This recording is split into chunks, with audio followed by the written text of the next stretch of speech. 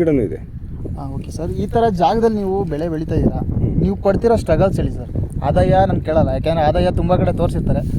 ಇದಕ್ಕೆ ನೀವು ಯಾವುದೇ ಥರ ನೀವು ಸೈಕಲ್ ಹೊಡಿತಾ ಇದ್ದೀರಾ ಅದನ್ನು ಅದನ್ನು ಹೇಳೋದು ಭಾಳ ಥರ ಹೆಂಗೆ ಅಂದರೆ, ಸುಮ್ಮನೆ ಯೂಟ್ಯೂಬ್ಗಳಲ್ಲಿ ತೋರಿಸ್ತಾರೆ, ಏನೂ ಇಲ್ಲ ಡ್ರ್ಯಾಗನ್ ಗಿಡ ಹಾಕ್ಬಿಟ್ರೆ ಸಾಕು ಸುಮ್ಮನೆ ಹಿಂಗೆ ಬಂದ್ಬಿಡುತ್ತೆ, ಅದಕ್ಕೆ ನೀರು ಬೇಕಾಗಿಲ್ಲ, ಅವೆಲ್ಲ ಸುಳ್ಳು. ಅವೆಲ್ಲ ಹೇಳೋದನ್ನು ನಾನು ನಂಬಿನೇ ಮಾಡಿದ್ದು. ಈ ಥರ ನಾನು ಯೂಟ್ಯೂಬ್ಗಳಲ್ಲಿ ಕೇಳಿದ್ದೆ.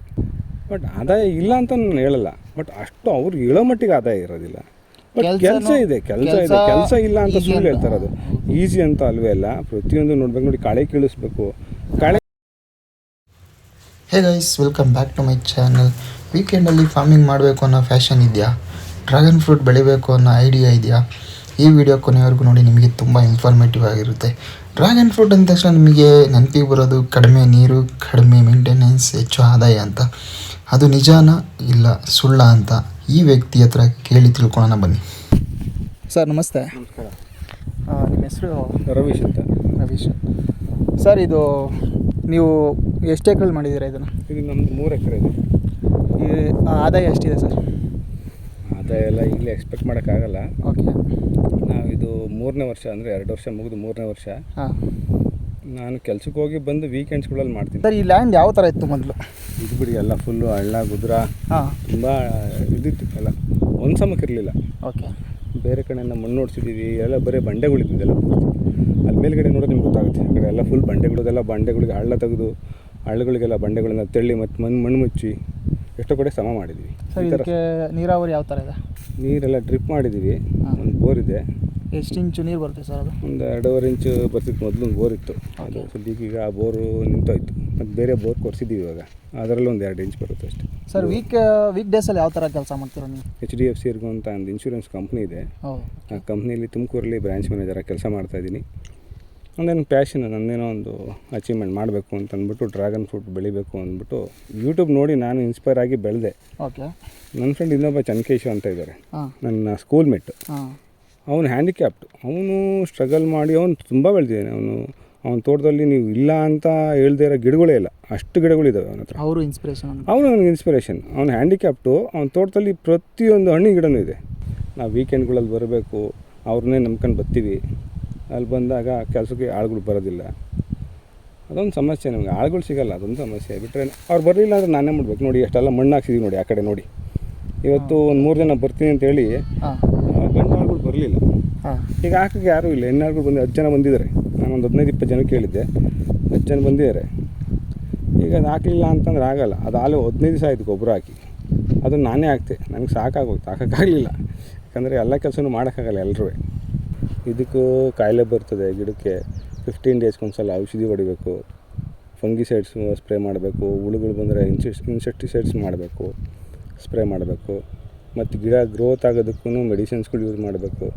ಮಾಡಲಿಲ್ಲ ಅಂದ್ರೂ ನೀವು ಆರ್ಗ್ಯಾನಿಕ್ಕಿಗೂ ಮಾಡ್ಬೋದು. ಬಿಟ್ಟು ಆರ್ಗ್ಯಾನಿಕ್ ಏನು ಮಾಡೋಕ್ಕೆ ಹೋದರೆ ಪೂರ್ತಿ ನಾವು ಆರ್ಗ್ಯಾನಿಕ್ ಮಾಡಿ ಸಕ್ಸಸ್ ಆಗೋಕ್ಕಾಗಲ್ಲ. ಮಾಡಿದ್ದಾರೆ, ಇಲ್ಲ ಅಂತ ಹೇಳ್ತಿಲ್ಲ. ಎಲ್ಲ ಕಡೆಯೂ ಸಕ್ಸಸ್ ಆಗೋಲ್ಲ. ಭೂಮಿ ಮೇಲೆ ಹೋಗ್ತದೆ, ನೀರು, ಅದು pH ವ್ಯಾಲ್ಯೂ, ಅದ್ರ ಮೇಲೆಲ್ಲ ಡಿಪೆಂಡ್ ಆಗ್ತದೆ. ಮೇಯ್ನು ಲೇಬರ್ ಪ್ರಾಬ್ಲಮ್ಮು.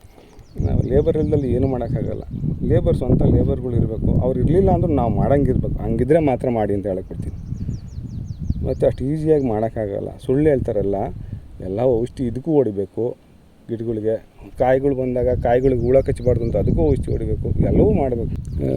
ಸುಮ್ಮನೆ ಅವ್ರು ಹೇಳ್ತಿದ್ದಂಗೆ ನಾವು ಬಂದ್ಬಿಟ್ಟು ಬಂಡವಾಳ ಹಾಕೋದಲ್ಲ. ಸುಮ್ಮನೆ ಇಲ್ಲ. ಒಂದೊಂದು ಗಿಡಕ್ಕೂ ಇವಾಗ ಕಡಿಮೆ ಅಂತಂದ್ರೂ 40-50 ರೂಪಾಯಿ ಚಾರ್ಜ್ ಮಾಡ್ತಾರೆ ಒಂದು ಸಸಿಗೆ. ಒಂದು ಕಂಬ ಮತ್ತು ರಿಂಗಿಗೆ ಒಂದು 600-700 ರೂಪಾಯಿ ಕಾಸ್ಟ್ ಬೀಳುತ್ತೆ.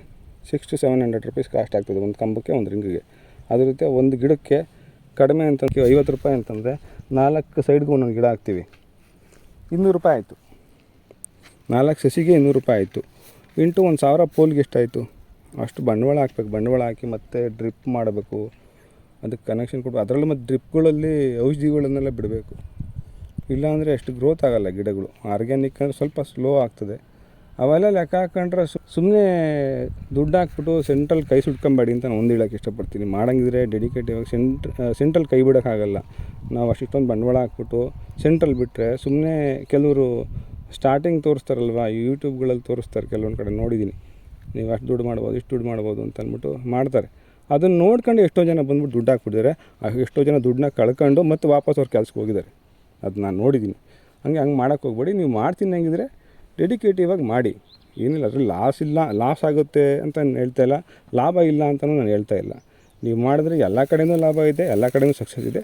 ಕಷ್ಟ ಬಿದ್ದು ಮಾಡಬೇಕು, ದುಡಿಬೇಕು, ಅದೊಂದು ಹೇಳೋಕ್ಕೆ ಇಷ್ಟಪಡ್ತೀನಿ. ಸರ್, ಇದು ಬೆಳೆ ಬಂದಾದಮೇಲೆ ಡ್ರ್ಯಾಗನ್ ಫ್ರೂಟ್ ಎಕ್ಸ್ಪೋರ್ಟ್ ಯಾವ ಥರ ಮಾಡ್ತೀರಾ?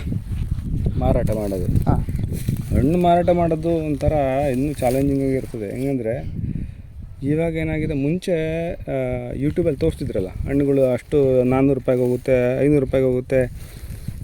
ಸೊ ಹಂಗಾಗಿ ಎಲ್ಲರೂ ಬೆಳೆದ್ಬಿಟ್ಟಿದ್ದಾರೆ. ಇವಾಗ ಬೆಳೆಯೋರು ಜಾಸ್ತಿ ಆಗಿದ್ದಾರೆ, ತಿನ್ನೋರು ಕಡಿಮೆ. ಈ ಜನ ಏನು ಮಾಡ್ತಾರೆ, ಅಷ್ಟೊಂದು ರೈಟ್ ಇದೆಯಲ್ಲ ಅಂದ್ಬಿಟ್ಟು ತಿನ್ನೋಕೆ ಹೋಗಲ್ಲ. ಈಗ 1 kg ನೀವು ಡ್ರ್ಯಾಗನ್ ಫ್ರೂಟ್ ತೊಗೊಬೇಕಾದ್ರೆ 300 ರೂಪಾಯಿ ಕೊಟ್ಟು ತೊಗೊಬೇಕು ಅಂಗಡಿಯಲ್ಲಿ. ಮಿನಿಮಮ್ ಕಡಿಮೆ ಅಂದ್ರೂ 299 ಹಾಕಿರ್ತಾರೆ. ನೀವು ಯಾವುದೇ ಅಂಗಡಿಗೆ ಹೋಗಿ, ಇಲ್ಲ ಸೀಸನ್ ಇತ್ತು ಅಂದರೆ 250 ಹಾಕಿರ್ತಾರೆ. 250 ಕೊಟ್ಟು 1 kg ಹಣ್ಣು ತಗೊಳೋದು. ಆರೆಂಜು ಅಥವಾ ಸಪೋಟ ಇವೆಲ್ಲ ನಿಮಗೆ 4 kg 3 kg ಬಂದುಬಿಡ್ತದೆ. ಇವನ್ ಆಪಲ್ಗಿಂತ ಕಾಸ್ಟ್ಲಿ ಇದೆಲ್ಲ ಆಪಲ್ ತೊಗೊಂಡೋಗ್ತಾರೆ ಜನಗಳು. ಬಟ್ ಇದರಲ್ಲಿ ನ್ಯೂಟ್ರಿಷನ್ಸ್ ಜಾಸ್ತಿ ಇದೆ, ಹಣ್ಣು ತುಂಬ ಚೆನ್ನಾಗಿದೆ. ಜನಗಳು ಏನು ಮಾಡ್ತಾರೆ, ಕಾಸ್ಟ್ ಅಷ್ಟೊಂದು ಆಯ್ತಲ್ಲ ಅಂದ್ಬಿಟ್ಟು ತೊಗೊಳಕ್ಕೆ ಹೋಗೋಲ್ಲ. ನಮ್ಮ ಹತ್ರ ನಿಮಗೆ ಗೊತ್ತಿಲ್ಲ, ಅವರು ಬೈಯರ್ಸ್ ತೊಗೊಳೋದು ಮ್ಯಾಕ್ಸಿಮಮ್ 100 ರೂಪೀಸ್, ಮ್ಯಾಕ್ಸಿಮಮ್ 100 ರೂಪೀಸ್. ಅವ್ರು ಮಾರೋದು 250ರಿಂದ 300 ರೂಪಾಯಿ ಮಾರ್ತಾರೆ. ಕೆಲವೊಂದು ಸಲ ನಾನು 80 ರೂಪಾಯಿ 70 ರೂಪಾಯಿ, ಕೆಲವೊಂದು ಸಲ ಮ್ಯಾಕ್ಸಿಮಮ್ ಅಂತಾರೆ, ನಾನು ಕಡಿಮೆ ಅಂದರೆ ಲೀಸ್ಟ್ 70 ರೂಪಾಯಿ ಕೊಟ್ಟಿದ್ದೀನಿ.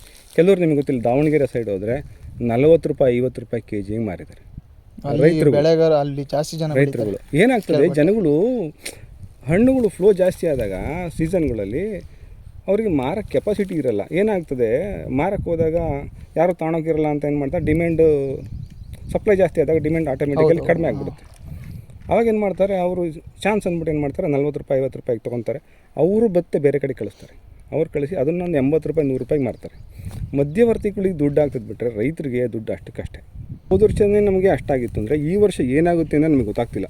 ಸಪೋಸ್ 70 ರೂಪಾಯಿನೇ ಆಗ್ಬೋದು, 50 ರೂಪಾಯಿನೇ ಆಗ್ಬೋದು, ಹೇಳೋಕ್ಕಲ್ಲ. ಬಟ್ ಆದ್ದರಿಂದ ಸ್ವಂತ ನೀವು ಮಾರೋಕ್ಕೆ ಕೆಪಾಸಿಟಿ ಇದ್ದರೆ ನಿಮ್ಮ ಜಾಸ್ತಿ ದುಡ್ಡಿಗೆ ನೀವು ಅಟ್ಲೀಸ್ಟ್ ಕಡಿಮೆ ಅಂದರೆ 100 ರೂಪಾಯಿಗಿಂತ ಕಡಿಮೆ ನೀವು ಮಾರಿದ್ರೆ ಲಾಸು.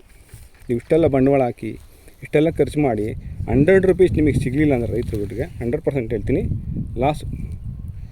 ಹಂಗಾಗಿ ಕಡಿಮೆ ದುಡ್ಡಿಗೆ ಕೊಡೋ ಬದಲು ಆ ಥರ ಮಾಡೋ ಬದಲು ನೀವೇ ಡೈರೆಕ್ಟ್ ಮಾರ್ಕೆಟಿಂಗ್ ಮಾಡಿ ಅಂತ ಹೇಳೋಕ್ಕೆ ಇಷ್ಟಪಡ್ತೀನಿ. ಡ್ರ್ಯಾಗನ್ ಫ್ರೂಟ್ ಯಾರು ಬೆಳೀತಾರೆ ಡೈರೆಕ್ಟ್ ಮಾರ್ಕೆಟಿಂಗ್ ಮಾಡಬೇಕು.